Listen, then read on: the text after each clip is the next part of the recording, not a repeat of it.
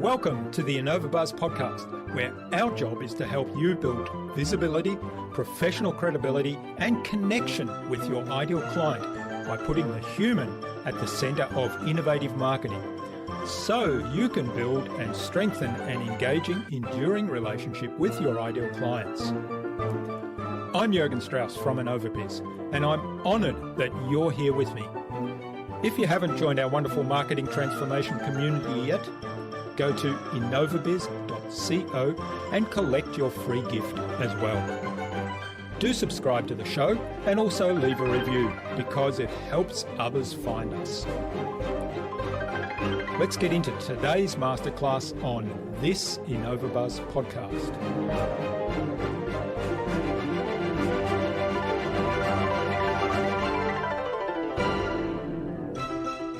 The team trumps the individuals.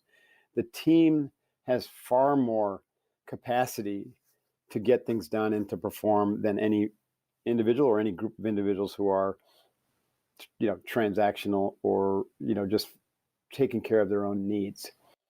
And so we always say that with the team, the mission comes first, your teammates come second, and you come third, right? So you have to begin to organize things in that order, where your needs are not the most important things.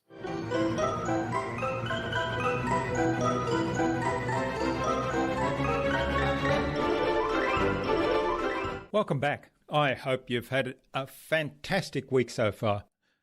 If you haven't heard my recent episodes with motivational speaker and entrepreneur Scott Mason, and with nurse-turned-writer and writing coach Janine Kelbach, then do go listen to them, but only after you've listened to today's conversation first. I'm really excited today to have on the InnovaBuzz podcast as my guest, Mark Devine. Mark is the founder and leader of several highly successful enterprises, including SEALFit for physical and mental training, Unbeatable Mind for executive mastery development, Navy SEALs, and USCrossFit. He also co-founded the Coronado Brewing Company in Coronado, California. Mark Devine is an expert in human performance as it is displayed in mental toughness, in leadership, and physical readiness. His work is based on an integral warrior-led model that he developed and tested on over 1,000 special operations candidates worldwide. Mark's other professional experience includes 20 years as a Navy SEAL officer, retiring as a commander in 2011. Also 4 years as a certified practicing accountant with PricewaterhouseCoopers prior to joining the Navy. Mark also served as an adjunct professor of leadership at the University of San Diego and has authored 5 books: The Way of the SEAL, 8 Weeks to SEALFit, Kokoro Yoga, Unbeatable Mind, and the SEALFit Training Guide. In our discussion today, Mark talked to me about how we can call up peak performance as an on-demand state. We talked about being radically service and mission-focused and building relationships with transformation rather than transaction.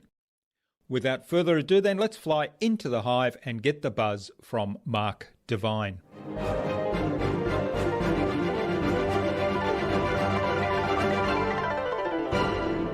Hi, I'm your host, Jürgen Strauss from InnovaBuzz, and I'm really excited to welcome to the InnovaBuzz podcast today, all the way from Carlsbad, California in the USA, Mark Devine, who's an expert in human performance.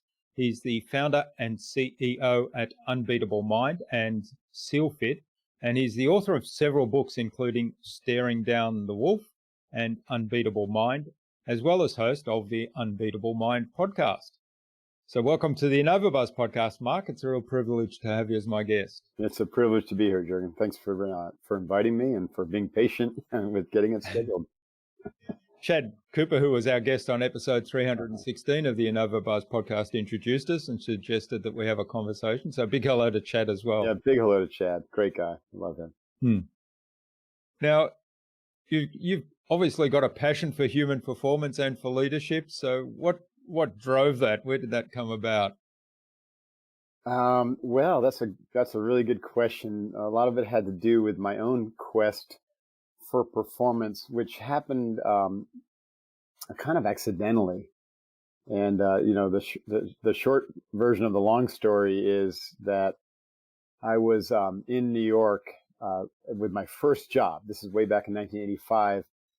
Going to NYU to get my master's in finance and working for a public accounting firm, and on track to become a certified public accountant, which takes several years if you don't have an undergrad in accounting like I did not.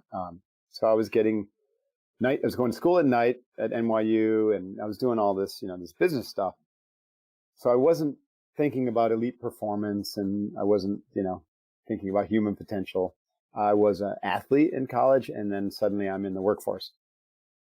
So what changed for me, what was my kind of lightning bolt that just shattered my paradigm and sent me off in this whole new direction, was I started a martial arts program where the grandmaster who founded this school of karate called Seido, Grandmaster Nakamura, a very Japanese grandmaster, as you can tell by the name, who was also a Zen master, Jürgen.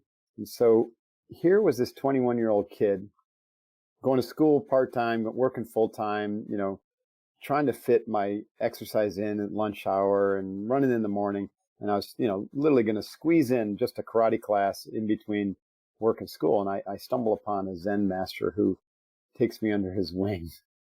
And I started at 21 a rich practice of physical, mental, emotional, and spiritual development.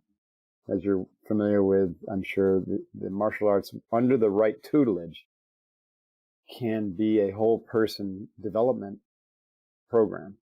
And I was under the right tutelage. At any rate, 4 years into my practice, I got my black belt, I got my MBA, I got my certified public accountant, all in the month of November of 1989. I started this journey in 1985. And then I was on a bus to Officer Candidate School to become an elite Navy SEAL. That's the impact that meditation at that early age had on my brain and my mind. It cracked me wide open. It completely changed my vision of who I was and what I was meant for on this planet, changed the story of what I was capable of. And there was a lot to that, of course. And I write about that in my books, The Way of the SEAL and Unbeatable Mind. But it led me into the Navy SEALs. Now, of course, the Navy SEALs, are known worldwide as probably the elite, or if not one of the elite, along with Australian SES, who I worked with closely, as well as British SES and some of the German comp swimmers and others. But the super elite, small special ops service. And so they were all about performance, right? Everything the SEALs did, from the selection and the training and mission prep and conducting a mission and the post-mission, all of it was designed to facilitate elite individual and team performance. And so, building on top of my my experience in Zen and the martial arts, I took copious notes because I was fascinated with that. And so I developed over time this unique perspective on training myself and training others. So when I left the SEALs and got into the business world, I really wanted to take that further.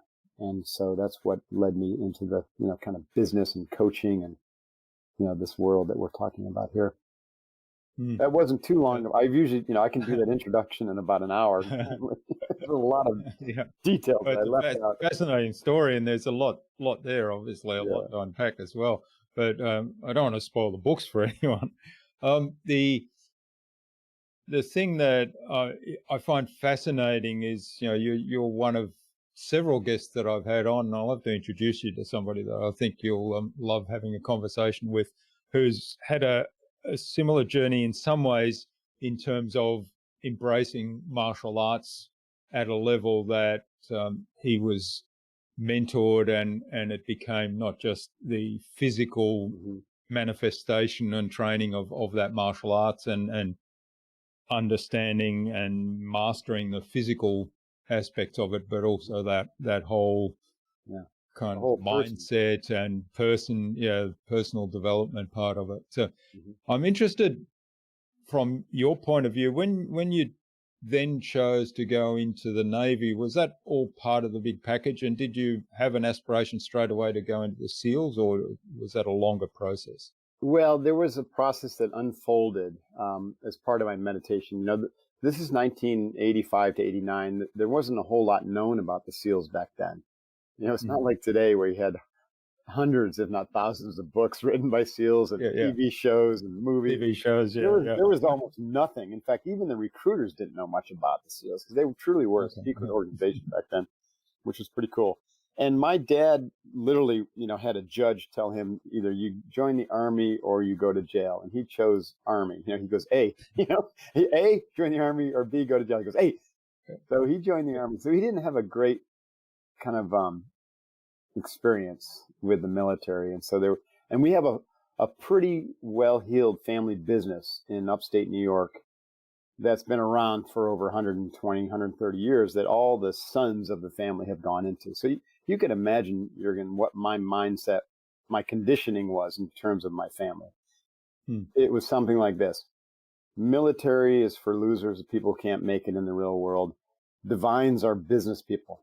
And we work at Divine Brothers, which is the name of the business. And so that's what I was brought up with. In fact, when I graduated from university and went down to New York and got this job with public accounting, a firm called PricewaterhouseCoopers, it was Coopers and Lybrand at the time, and NYU, they thought that was just brilliant because here their golden child was going to have an MBA, Master's in Business Administration, a certified public accountancy, which would probably be called chartered accountant or something over there. And he used to have some great experience in the real world. And then, with all that, armed with all that, he'll come back and be a better, president of Divine Brothers. And I, like most people, you buy into these stories that you grow up with. And it takes either a mentor or a real paradigm shifting experience for a lot of people to break free of those stories. I'm not saying this is everybody, because a lot of listeners will say, well, I didn't want to do what my parents did. But a lot of people will be like, actually, I was kind of conditioned to be a doctor or a lawyer or a business guy. You know what I mean? Yeah. So anyways, I was one of those guys who was conditioned. But when I sat down in the meditation, so my point there is I had no interest in the military when I went to New York. Zero. It wasn't even on my radar. But when I sat on that meditation bench under the watchful eye, see, this is what happened. Most of the students were into karate, and we did a little bit of Zen, a little bit of meditation before and after class. But because Nakamura was passionate about Zen, he had an extra class on Thursday nights, which was an hour-long Zen practice. And then he took a small group of us to the Zen Mountain Monastery in upstate New York twice a year for about a week. And I was one of about 10 students, all the rest black belts. And here's this white belt who was like, I want to do that meditation. This is something really interesting to me. So that process that unfolded, of course, now we know about neuroplasticity and changes that happen to your brain and states and stages of development and all this stuff that I really understand now. I had no clue, but I first had to learn how to concentrate to tame my mind. And that took about a year of work. So anyone who's listening who's tried meditation knows it's not simple work, right? To do it well takes practice and it takes discipline. You got to do it every day. But I did it every day, and because I trusted this guy Nakamura that this was valuable for me.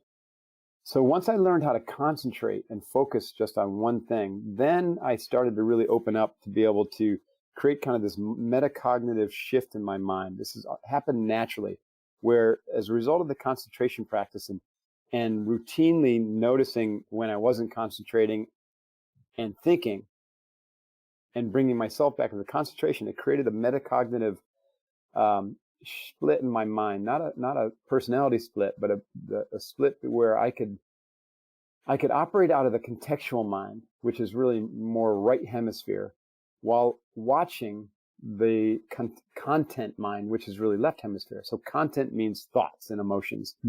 Context means like the field of all those, where those thoughts and emotions are coming out of, the pattern recognition. So I was able to kind of shift my attention into the contextual awareness and to watch my thoughts. And when I watched my thoughts, I started to see these patterns that had driven me into be this New York business suit, right? getting his CPA and MBA, who was going to end up back with the family business. And what I saw, I didn't like. I didn't resonate with those patterns. I was just, because prior to this Zen practice, I was merged with those patterns. I never questioned them. But once I started to separate from those thoughts and those belief patterns, I started to ask, is that really me? And the answer I got was, no, that's not really me. So then it opened up a whole host of new questions, Jürgen. Okay, if that's not me, then who the heck is me? Like, who is Mark Devine? Who is he? What is he here on this planet for? So I started to ask those questions in my meditation sessions. Now, of course, I didn't hear like some booming voice, come down and say, Mark, you're meant to be an elite Navy SEAL commando. No, but because I started to know what I didn't want, what I didn't like, and what I wasn't meant for, then it opened up possibilities for what I was meant for and what I did like. And so this process now took about 2 years and a lot of contemplation, a lot of journaling after my meditation sessions, and everything started to kind of feed and work together. And what happens, I started to get these imagery and these sensations of that I can only describe as kind of like warrior-like. Like I was feeling drawn toward the warrior arts through my martial arts training, to the warrior professions. I started to read a little bit more about warrior professions. I started to think, well, maybe that's it. And the more I dove into that, the more it started to feel right. I started to align with that. I said, yeah, that's it. And so right around this time where I was starting to think, well, maybe I'm meant to be a warrior, without thinking necessarily military, but I knew that I could be a warrior in certain different domains. I was walking home one night from work, and I came across a Navy recruiting office, and lo and behold, on the window was this poster, and it said nothing about the Navy SEALs, but across the top it said, "Be someone special." And it had imagery of Navy SEALs doing cool Navy SEAL stuff. And I was just transfixed. And right then, I was like, that's it. Right? When I was ready, kind of the universe showed me the path, and that was the path. Now, it took me a while to, get in, and there was a whole nother practice that I developed around that, and included visualization. But there's no question, by the time when I got in and left in 1989, I knew beyond a shadow of a doubt that I would be a Navy SEAL. The training itself was already pretty much accomplished in my mind because I had visualized it so much.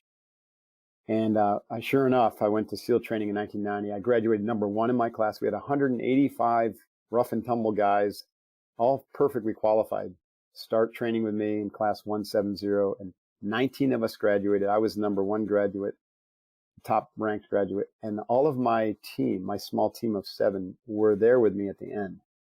So it was something that I had learned under Nakamura's watchful eye that allowed me to lead really effectively this small team through the hardest training, on the planet, to where, practically 1/3 of the graduating class was myself and my team. It's a pretty extraordinary experience. I think about that a lot, and I've really spent many, many years trying to reflect back on all the lessons I learned under Nakamura's guidance, and to learn everything I could about peak performance, and how meditation and concentration and mindfulness and visualization and journaling and contemplation, how all these tools can serve, and visualization, I'm not sure I said that, can serve us to really help us tap into our unlimited potential and to maintain peak performance, not as a hope to have, but as an on-demand thing. We can access flow states on demand, right? And how valuable would that be for leaders? And also to be able to connect deeper at an individual level so that you can unlock the full potential of your team and serve at a more powerful level so you can impact the world in a way that's uniquely yours. So these are the things that I've really, really uncovered in my own life through that journey into the SEALs, through the SEALs, 20-year career, retiring as a commander in 2011, and then through my business and teaching first Navy SEALs and Australian SAS and all the allied country Spec Ops how to think and act and behave and train like this, and then to countless entrepreneurs and executives since 2007, I think, roughly. Yeah, it's a fascinating journey, and it kind of, there's several highlights there for me in terms of working on yourself and really getting to understand yourself and your motivation and your drives.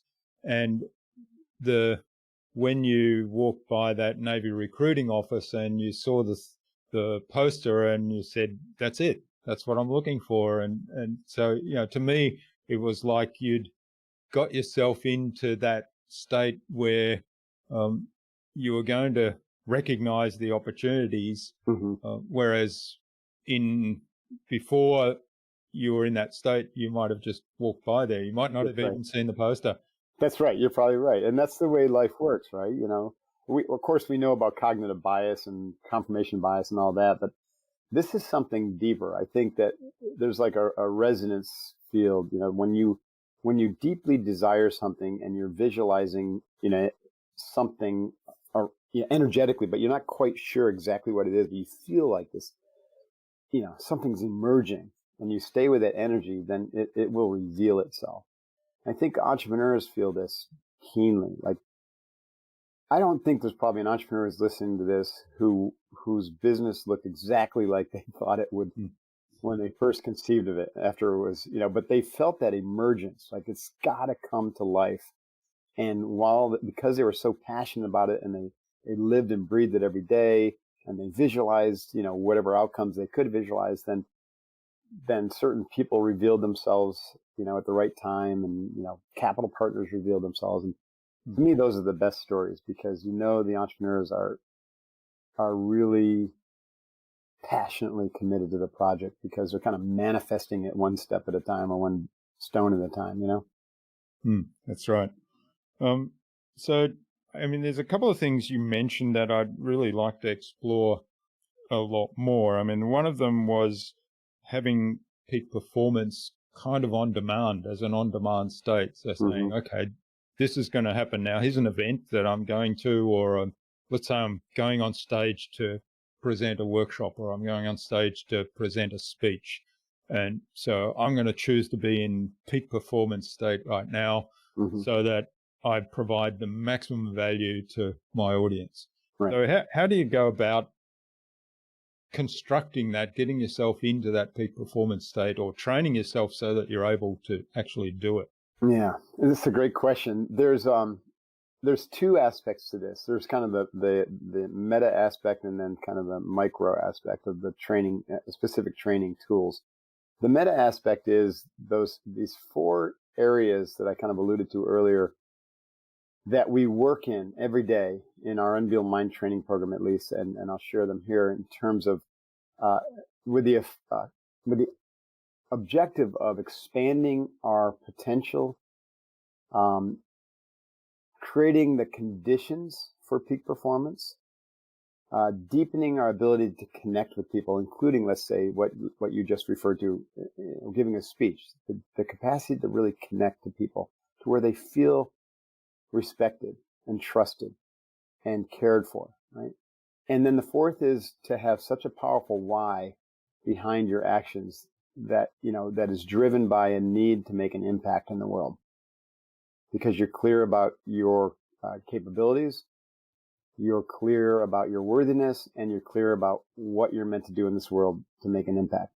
So those four domains co-arise. The first, is the field of potential. And this is what we say is you can 20x or 20 times your potential by connecting to your higher self, or your witnessing self, which I described earlier, that I happened to stumbled upon in Zen, and disassociating with your original stories. The meditation traditions would call those your false self stories. Yeah. Disengaging from them and recreating an entirely new story for your life that is 20 times more powerful. So you want to expand your potential, then create a story of expanded potential, an internal story, one that you truly believe, and that includes a vision for your future. So anyone listening say, okay, that's the first step. Okay, fine and good. How's this going to create flow and demand? Well, it's not going to yet, but it's going to expand the potential to give you a much more powerful reason, right? Because you're like, oh, I can do this, right? I've got this. The second is the realm actually of your physical actions, and we call that the realm of performance.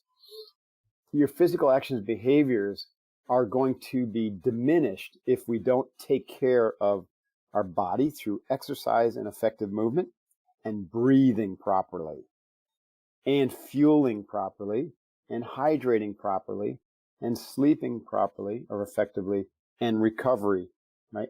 Also time in nature and time with other human beings and communities of practice and coming together and caring for each other. All these things are kind of foundational. And if you don't take care of them, then there's no way you can arrive at peak performance and maintain it or access it on demand. So, and those are like fundamental things that we call your stand in life. So you stand for optimal health, you stand for peak performance, then you've got to take care of those things, period. Non-negotiable, right? Non-negotiable. And so many people that I coach come into it, our programs, we have to kind of start there because they're overcommitted, they're overstressed, they're overfed, they're underslept, right? And all these things mean their body's out of balance. If the body's out of the balance, the brain is out of balance. And if the body and the brain are out of balance, you can't perform at your peak, period. Nor can you effectively do the potential work that we described, because you're not going to be able to do the internal work very well because you're going to be agitated. If you try to sit and meditate or box breathe or visualize, your brain's going to be jumping around all over the place, and it's going to be full of toxic thoughts and fear and negativity because your body brain is out of balance. So these two work like a hand in a glove. The third is this area of connection. You want to really 20x your impact in the world, then you have to do it. You have to do it through a team or a team of teams. Nothing brilliant and worthy is ever created alone. Maybe an invention here or there, but to bring inventions to the world, requires a team. And so if you want to be a leader and inspire a team, then often, this is what my book Staring Down the Wolf is about, often we're the biggest limiting factor in the team, right? Because we think that we have to have the answers, or we think that we're always right, or we think that it's our vision that everyone must align with, or you get the picture. We're leading from ego. And so what we have to do here is really tame the ego and step out of our ego and into the morphogenic field of the team. And I'm not saying subjugate or vert yourself to the team, but to merge with the team as a teammate, to serve the team, to support the team's growth, to unlock the team's potential, and to check your ego at the door and to make it all about the team. The vision should be about the team, right? The mission's about the team. The spoils are shared with the team. Information is shared with the team. Ideas come from all corners, right? They're not they're not just the top echelon behind closed doors, so it's really getting that team energy totally unlocked. And in order to do that, you need deepened connection, the ability to connect with human beings at a heart level, beyond the brain's ego level, the personality's ego level.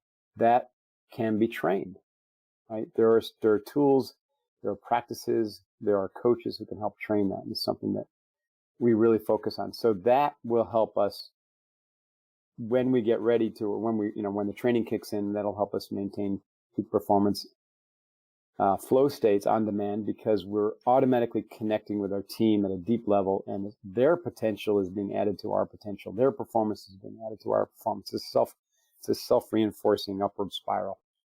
And then the last area is this notion of service and mission focus. We train our ability to radically focus on one thing at the right time, one thing at a time, and it's the right thing at the right time. And this radical focus, when combined with a bigger vision for how you can impact the world, leads to a serious commitment.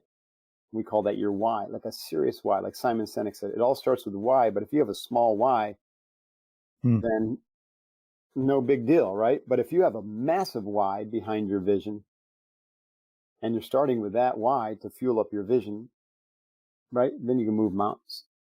So we focus on these four things: expanding our potential, balancing ourselves to maintain the capacity for peak performance, developing the ability to connect deeper with other human beings in our circles of influence, so our team of teams, and developing radical focus on the right things at the right time so that our mission, becomes an unstoppable force and we can serve the world powerfully. Now, when all these start to come together, anytime within our day-to-day activities that we actually have to ensure 100% peak performance, the skills we use, we call the big four. And the first is breath control. Right? So we know now, and research is showing or has proven that when you breathe deeply and diaphragmatically, a couple things happen. One is you're massaging your vagus nerve and you're triggering parasympathetic nervous system, which is your rest and digest, and you're calming down and you're bleeding off stress. We treat this as a daily practice. We call box breathing. So when you practice box breathing every day, and we do it in the morning as part of our morning routine, you end up bleeding off all the stress that you build up throughout your life, completely balancing your body and brain. This in itself is just a profound practice. And because you're bleeding off all that stress, then you're not agitated. Now, all you have to do is before your peak, let's use the speech as an example, as I do this all the time. Before your speech, just reconnect with that box breathing practice for 5 or 10 minutes and immediately get you into this state of like energized, calm, poised, coiled readiness, like a Zen samurai kind of meditating, but ready to spring into action. That's one of the outcomes of the box breathing practice. The second skill is one of attention control, and the ability to with razor sharp refinement, to curate the quality of your thinking. There's 2 parts of this. One is the anti-negative part. This is where you eradicate any negative thoughts and you cut them off at the head as soon as they start arising. So if you're sitting there before your speech and you're thinking, holy shit, there's 1,000 people in the room. I'm not sure I can do this. I don't know if I've mastered the material. I haven't practiced enough. You're toast, right? You're already heading down this slippery slope of having a pretty rough go. And so you teach yourself to cut those thoughts off at the head and to redirect to something that's going to be really positive and productive for where you're going. And so you'd cut that thought off that says, I don't know if I practiced enough or rehearsed enough. And you say, I got this. I've rehearsed this hundreds of times. I know this content beyond a shadow of a doubt. I'm going to crush this. This is going to be the best speech I've ever given in my life. I'm going to connect deeply with the audience. I'm going to have a blast. Right? And you start that dialogue and you train yourself to have that dialogue. That's the second skill. And it's totally trainable, but it takes daily practice. And the third is the imagery, right? So assuming that let's use you. You are a world-class podcaster. If you couldn't see yourself as a world-class podcaster, you wouldn't be a world-class podcaster, right? You have to have an image in your mind of what that looks like. And you have to check in with it every day. And this is my thing. Navy SEALs would not be as darn successful as they are if they didn't see themselves in their mind's eye as absolute winners, as victorious every time, as the baddest ass commandos on the planet. They see it in their mind's eye and they practice it together as a team. So that's, back to the speech, I would practice that speech in my mind's eye. I would see myself, not just rehearse it, say in front of a mirror, but then I would visualize it. Visualize myself giving the speech. Visualize the audience responding.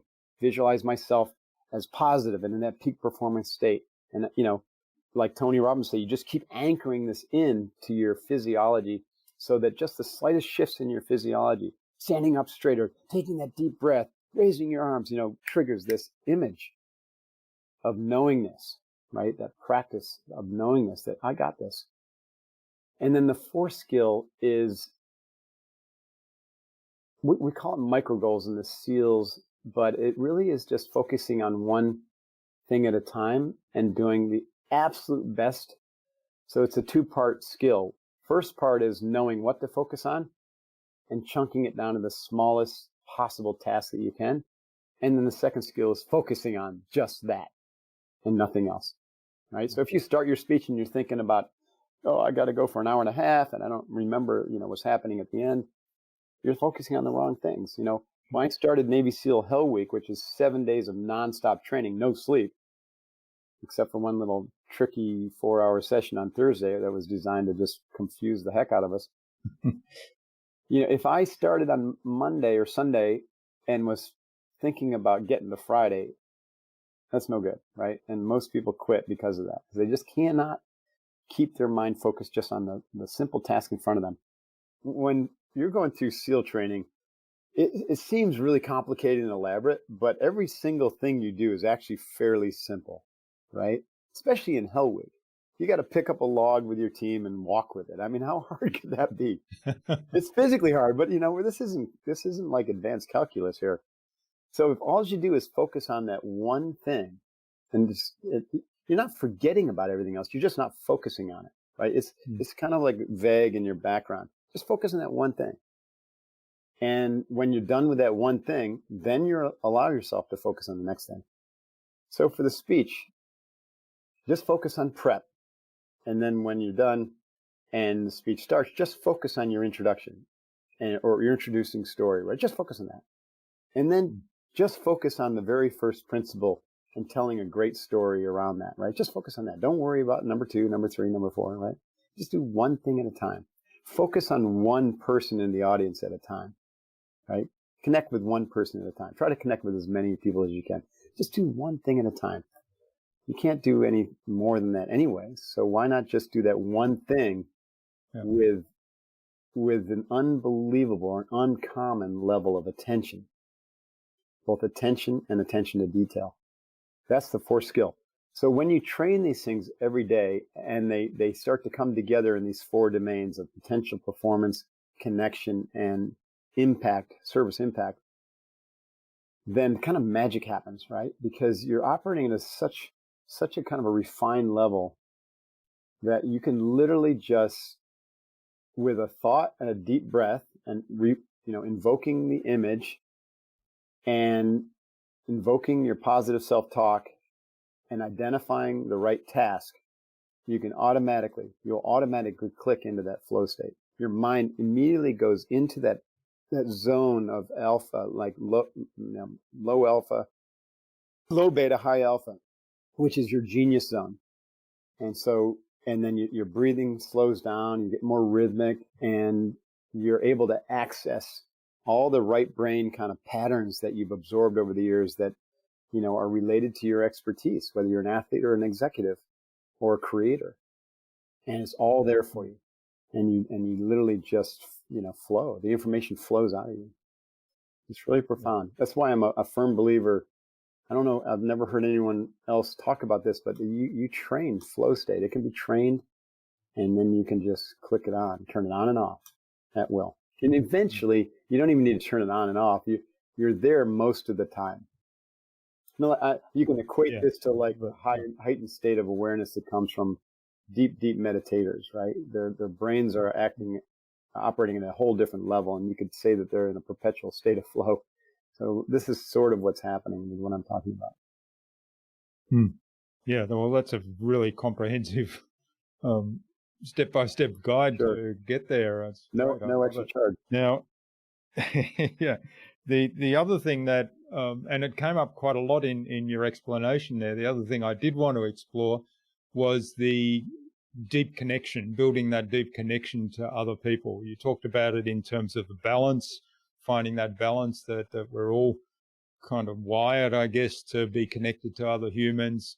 You talked about it in terms of 20xing your performance. So you do need help with other people to actually contribute to that 20x performance. You can't do it all yourself. And I think that's something where quite a number of entrepreneurs don't realize how important it is that they need help from other people. They have a scarcity mindset. They talk about competition, and yet quite often so-called competition is actually the place where you can build a really great team that could support you. Right. So how do you go about kind of changing or maybe adapting your mindset to the point where how can we build that deep connection? Well, one of the things that, for example, that I'm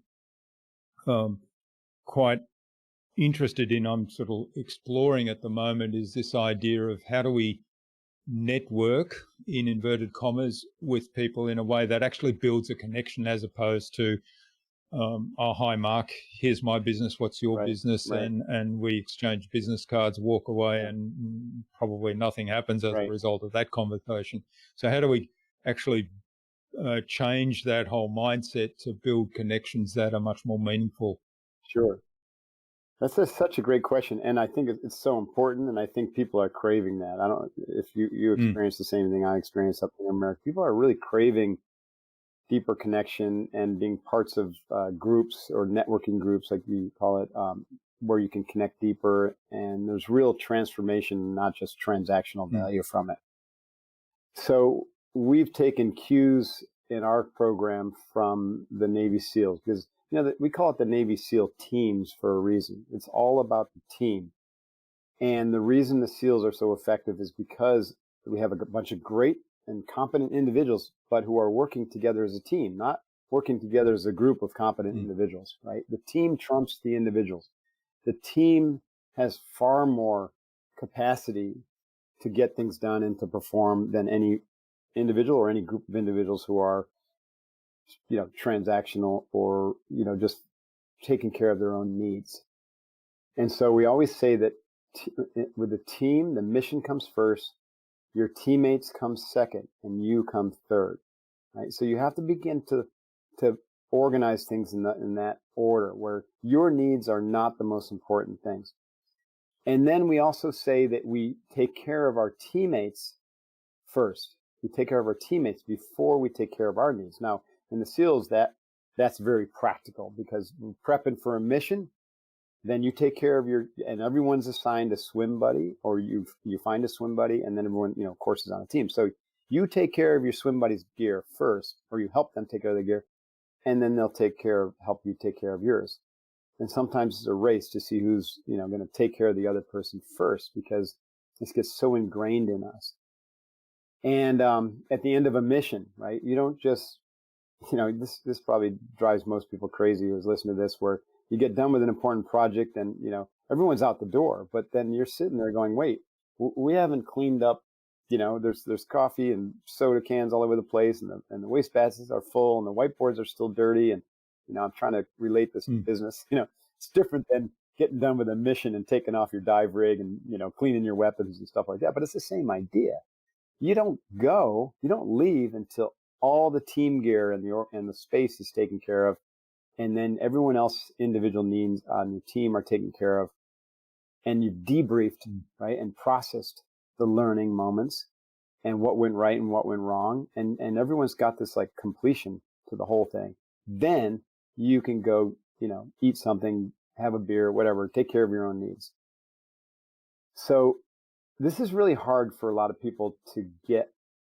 They get it intellectually, but they don't do it because they haven't been taught it. They haven't been modeled it, and they haven't practiced it, because it's not part of our, at least in America, our Western individualistic culture.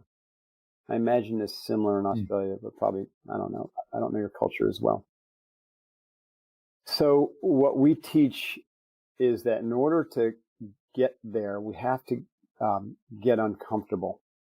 We have to break the old paradigm of individual ego, of neediness, of focus on the I instead of the we, by getting uncomfortable with your team, even a team of complete strangers. And this is what we do in our events. Like we have these events where we get uncomfortable. Now, that discomfort can be sitting in an ice bath with a teammate, overnight, hike where it's cold and it's tiring. Of course, we have extreme hard examples of this, which are amazing experiences, but not for every. And then we have experiences that I've put 75-year-old women through, and they just are blown away. They're having. So you're talking getting physically uncomfortable. Well, there's physical and psychological discomfort, but they go hand in hand, right? Once the psychological discomfort starts to go away, the physical piece is easy. But most people fear the physical because they lack confidence in that arena. But we have methodologies to bring people along so that suddenly they're doing things that they didn't think were possible because we cook them like a frog in the, in the event. Right? They don't know that it's hard because they're having so much fun, and because they're focused on their teammate and not themselves, and because they're getting supported by this whole team, and they suddenly feel all this energy. It's really quite extraordinary. So that's what we're working with executives. One of our premier programs we call the Tip of the Spear, where we bring people together in a group. So there is a networking effect. You have 100 people sitting in a room, and they're all getting to know each other. They're all mutually supporting each other, different industries, different skills. And so we do a mastermind. So that's like no big deal. But we also put them through these immersive events, a couple times a year, twice a year when we come together in person. We have been able to come together in person because it's such a small group, and we can do social distancing. So we do these immersive groups. But then we also go a step further, and we, just like in the SEALs, every individual in this program has a swim buddy or a partner, an accountability partner, and they're part of a boat crew. And that boat crew has a boat crew leader who's a certified Unbeatable Mind coach. So they meet with their swim buddy every day, either by text or by phone, usually by just a quick text. Hey, how'd your training go this morning? Or I just completed my ABC. How are you doing? Right? Or I'm having this struggle. I need this help. Or what do you think about this? Every day they've got that accountability and that support with an individual who's like-minded. Then they have the small team, which we call a boat crew, again, with a nod to Navy SEAL training. We call them boat crews. And that 8-person team meets twice a month and also shares challenges every month. And those challenges can be physical challenges, they can be mental challenges, they could be emotional challenges, they could be spiritual challenges, or it could be like an impact or a service project that they do or they're working toward.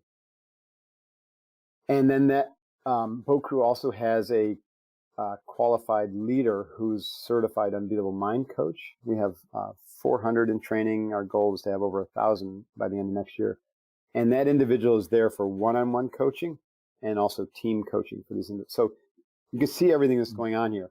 They've got the content that we deliver with Unbeatable Mind, which has all these skills and training that we talked about around peaking performance, flow state, tapping potential, deepening connection, all that. Training what we call the 5 mountains of physical, mental, emotional, intuitional, and spiritual capacities. But then they also have this tribe where they can all, this peer group is all not just about networking, it's about transformation. And then they've got the accountability with their swim buddy, they've got the accountability with their boat crew and the challenges of the boat crew. They've got an expert coach to pick them up when they fall down and to provide some inspiration or, guidance. And all of these things work together. This transformation, the tribe, and then as a result of it, they get serious traction.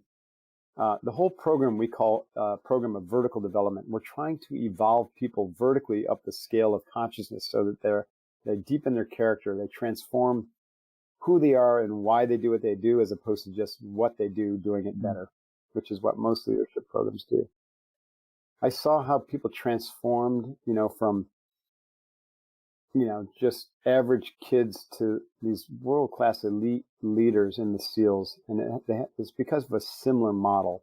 Whether the SEALs would name it as such or not, which they don't, a similar thing was happening because of the multidimensionality to the experience, and the teaming and the accountability and the challenge and the constant change and growth, that occurs through constantly challenging and trying new things and having to master multiple skills and lead in high-risk environments. The growth that accrues to the special operators in all services is just extraordinary. And that's why when they get out, they make incredible entrepreneurs and, really, really good leaders. Yeah, that's fabulous. So lots of stuff there to follow up on. I am aware of the time. I mean, I could keep digging and keep going further, but it's probably a good time to move on to the buzz. But before we do move on to the buzz, I am curious, the metaphor, staring down the wolf. Tell us a little bit more about what's behind the metaphor. My first book is my self-published book, and it's called Unbeatable Mind. And on the cover, you can't really see here, but you can see that's a wolf, and that's me. It's this picture behind me that you can't see it if you're listening, but Jürgen just saw it. It's a picture of me staring at a wolf. And the metaphor there is from the Native American culture, and probably Native cultures all over the place, but I'll say Native American, in that they would tell their grandchildren that there's two wolves that vie for your attention: the wolf of fear, who resides in your head, and the wolf of courage, who resides in your heart. And of course, the children would ask, which wolf, is dominant, or which wolf, should we pay attention to? They say, well, the wolf that you feed the most, the wolf that you feed the most will win, will dominate. And most people feed the wolf of fear, because they're feeding fear by, watching the news every day, and by being terrified about, the wildfires in Australia, or the elections in the United States, or, you know what I mean? Or China's influence in whatever. And so feeding the fear wolf leads to the fear wolf dominating you. And it's very, very difficult to overcome that. So the only way to overcome that is to stare down that wolf, right? And stare down the wolf and say, no, you are not in charge anymore. I'm not going to feed you. I'm going to starve you. And to feed the courage wolf instead. Courage wolf resides in your heart. How do you feed the courage wolf? Through positive dialogue, through overcoming your fears and your negative biases, through opening up your heart, through compassionate communication, through meditation, through caring about others more, caring about the environment, working with nature, hands on the earth, that type of thing. And also service, right? Really having a service mindset, putting, service first, your team, so that would be the mission, your team next, and then yourself last. And this is how we feed the courage wolf. So that's where that title came from.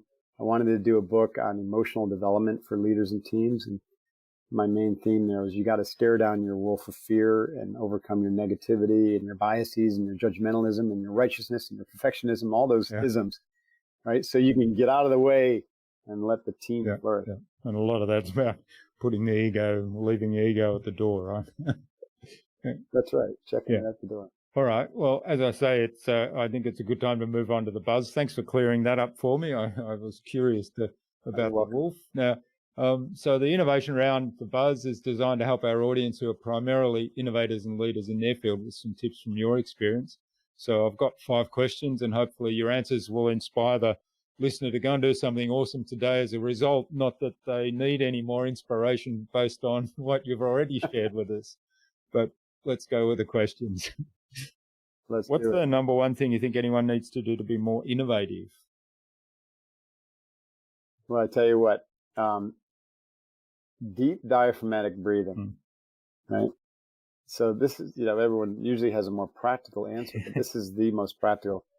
Because again, if you can, as I talked about, if you can use deep diaphragmatic breathing or practice like box breathing, which you can learn more about at our website, unbeatablemindcom, or search Mark Divine box breathing on YouTube. It really opens up both the content and the contextual mind.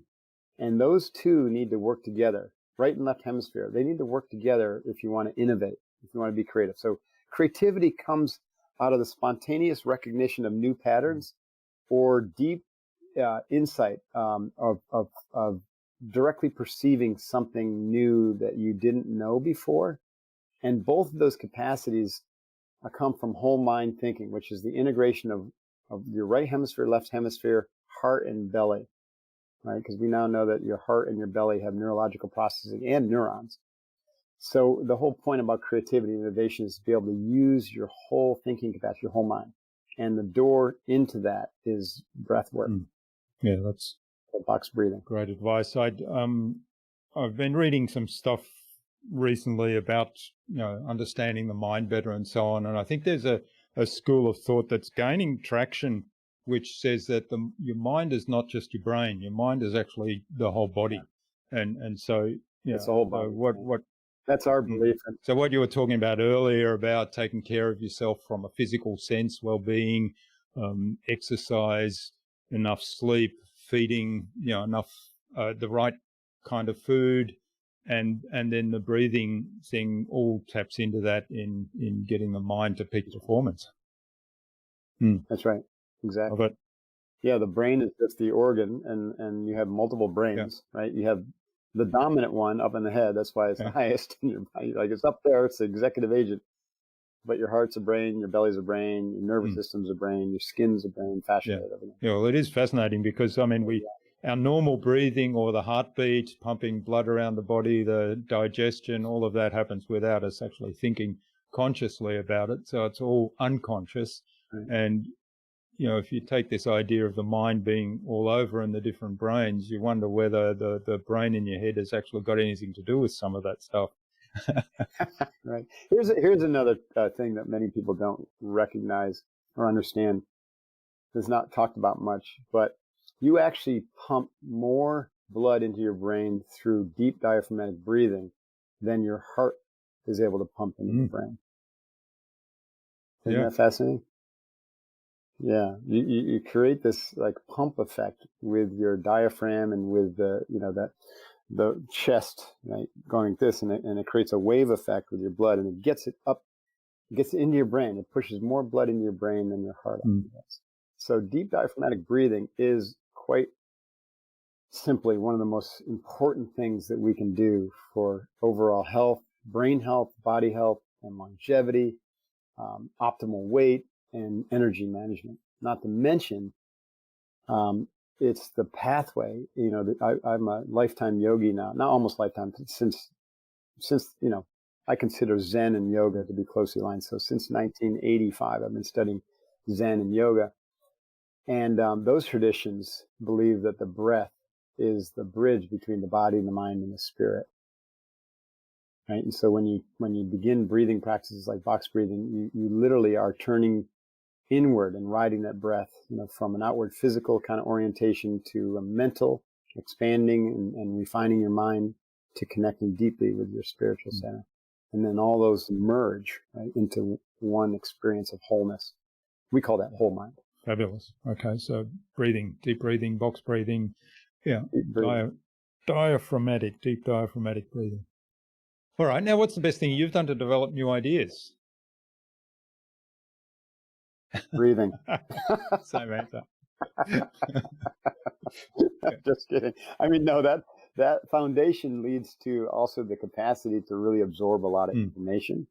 But I think reading to me is just absolutely necessary. So I read a book a week. My goal is to read a book a day. I read a lot every day, so probably equivalent of a book, but I don't actually read a book a day. And so I read in 3 different ways. I actually will slow read books that I'm really, really interested in. It could be a spiritual text or, something that's really interesting to me. And I'll audiobook read. Let's say I'm going to come on someone's podcast and I want to, or I've got a guest on my podcast and I want to read their book. And I often read the audiobook or I'll speed read it, which is the third way. It's like grokking. So I'll just go through the book very quickly. And I've got a process for how to do that. And I retain a fair, 70, 80% of what I read, and I can get through a book in 45 minutes to an hour.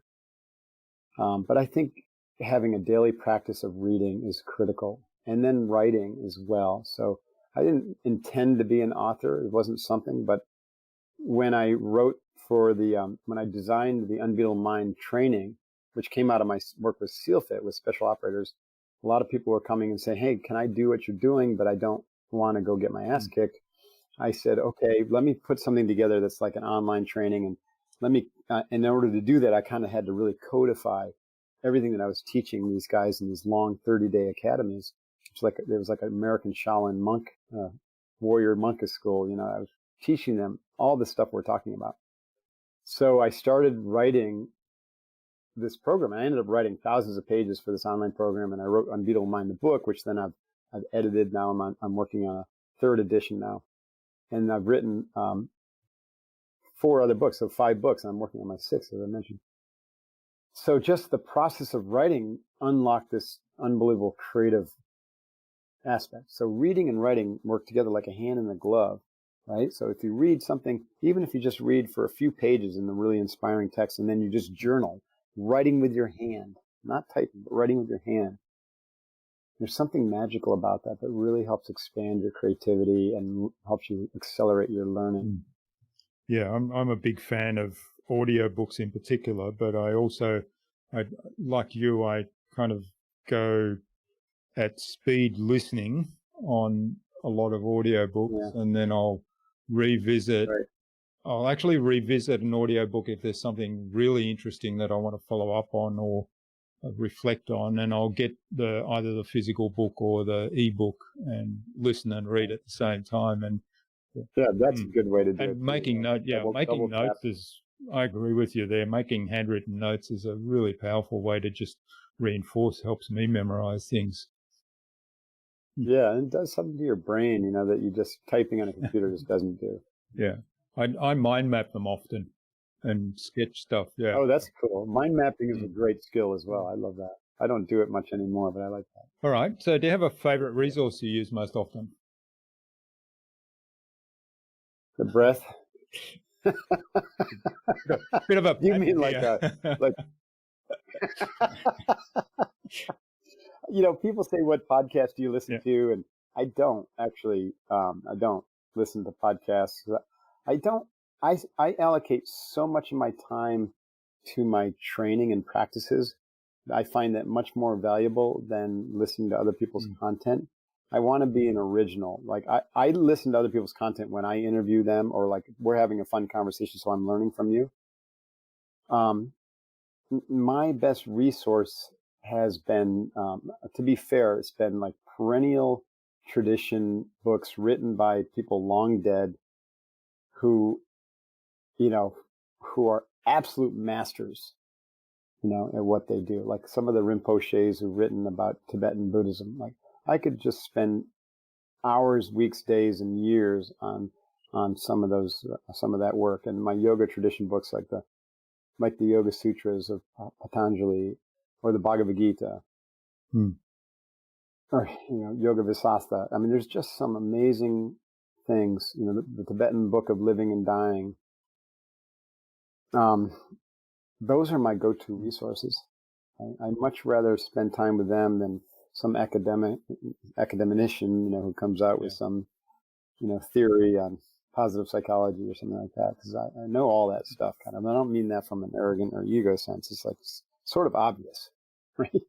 A lot of the stuff I see published is like, yeah, kind of obvious. Yeah, I think.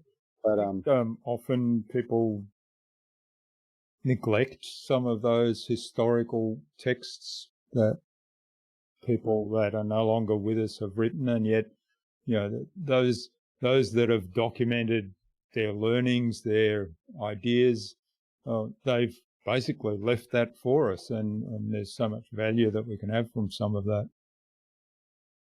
And what I think, in addition to that, I agree, is that these people embodied their teachings. Like they weren't doing it based upon an ethnographic study of other people.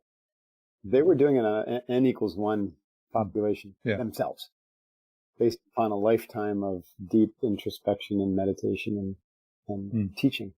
So they know what you're talking about. All right. I think you've given us a few tips on this next one already, but let's ask the question anyway and see what else you have. What's the best way to keep a client on track? Oh man, clients will go all over the place. So you got to meet them where they're at, right?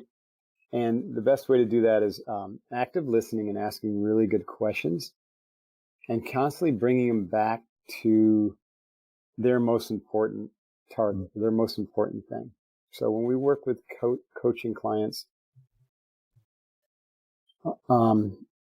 they always want to move faster than they need to. And we continually bring them back to the basics, just like in the SEAL teams. You got to crawl before you can walk. You got to walk before you can run. So a lot of times you have to bring the young guys, constantly bring them back to the basics. You know, when you're shooting, let's just come back and practice drawing the pistol and practice the grip and your stance, practice your breathing, practice the, you know, dry firing. Then we'll go to the 25, you know, so master those things and then we'll move on. So the best way for us to keep clients focused is to always come back to the basics and to, you know, keep on helping them simplify the clutter in their minds to really focus on those things that they need to work on. The one or two things. One step at a time. Yeah. Yeah. I love that. And and this was in the context of speaking. We were talking about memorizing a presentation, a long presentation, particularly if it's something like a full day workshop. And their metaphor was the jigsaw puzzle. Start off with the corners, put the edges around, and then start to fill it in. I like that. So that's the one step at a time approach. Yeah, the corners would be like akin to the basics. Like get those in first and work on those, and then you got the structure to build on. That's great. All right. Now, what's the number one thing anyone can do to differentiate themselves? You know, to me, it is what we've been talking about is get over yourself. You want to differentiate yourself, get over yourself, right? And focus on other people. Everyone's trying to be seen. And if you would turn that around and start seeing other people, then you'll really stand out in the crowd. Yeah. I had to laugh. Get over yourself is the favorite saying of my business coach. Is that right? So she talks about leaving your ego at the door in her training programs. And Awesome. I would like her. Yeah. We get along just fine. All right. Well, thanks, Mark. This has been absolutely fabulous. I mean, we've been going for quite some time, but obviously there's lots in your programs. I'm sort of tempted to go for 30 days and dig into the entire program. But I'm respectful of your time, of course. Now, where can people find out more about your programs, about the work you do, about your books, and maybe even reach out and say thanks for what you shared today? Yeah, thank you for that. My Instagram is @RealMarkDivine, MarkDivine. My website is markdivine, divine.com. The training that we've been talking about, Unbeatable Mind, is at unbeatablemind.com, all one word. And, of course, my books are on Amazon, which is pretty much where everyone buys books these days. And Barnes & Noble and stuff like that. All right. We'll have links to all of those in the show notes, of course. So do you have some parting advice for our listener today, Mark? Start a daily practice of box breathing. It'll change your life. Yeah. All right. And it'll make you a better leader, a better teammate, a better father, mother, daughter, son, just better all around. Right. It's a secret weapon. It's the way in. And we'll have some links to some of your YouTube videos about box breathing on that too, so people can jump straight in. Appreciate it. All right. Finally, who else should I get on this show and why? It's funny when I saw that you were going to ask that. My good friend Brian Johnson would be a great guest, and he is a true American philosopher in the sense that the old philosophers, the Stoics, understood that the theory was one thing, but if you didn't actually practice it and embody it and live it, then it was meaningless, and it was actually kind of harmful.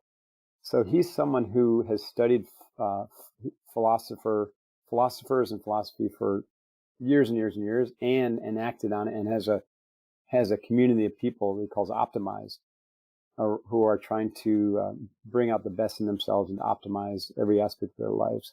And he's starting a new company that I'm helping him with, which will include all that, but then take it out into a social media network and also a publishing platform. It's called Heroic.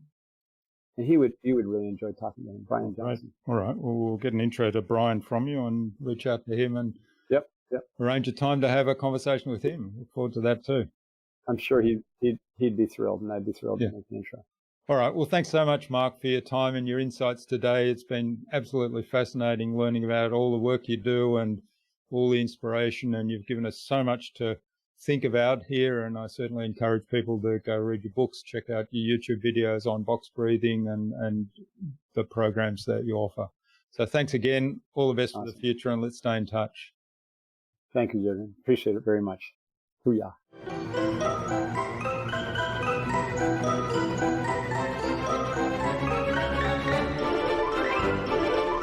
I hope you enjoyed that insightful and inspiring conversation with Mark and took something away from his episode. This certainly was a motivational conversation, and the idea of transformation, both personal and with others, through service and mission focus was certainly one of the highlights for me. It definitely touched my area of focus as well. I'd love to know what you took away from Mark's episode. Leave a comment below the blog post, which you can find at innovabiz.co/Mark Divine. That is MarkDivine, all lowercase, all one word, innovabiz.co/Mark Divine. You'll also find contact information there for getting in touch with Mark, as well as links to the Unbeatable Mind website, to all his books, his social media pages, and the other resources we spoke about in our conversation today. Mark suggested that we have a conversation with Brian Johnson, author of A Philosopher's Notes, on a future InnovaBuzz podcast episode. So Brian, keep an eye on your inbox for an invitation from us to the InnovaBuzz podcast, courtesy of Mark Devine. Tune in again to the next episodes of the InnovaBuzz podcast, where we've got yet more fantastic guests lined up, including author of The Creator Mindset, Nir Bashan, and podcast guesting strategist Mikey Tsang. Thanks for listening to this episode. Make sure you subscribe to the show to be reminded of new episodes. It's free to subscribe. Leave a review if you like. Even if you don't like me, I'm okay with that. I'm asking you to leave a review because it helps other people find this show. Go to innovabiz.co to join our marketing transformation community and access a free gift my team and I made for you. It's the Marketing Master Mini Class. We want to give you everything you need to transform your marketing into a human-centered, relationship-focused growth engine.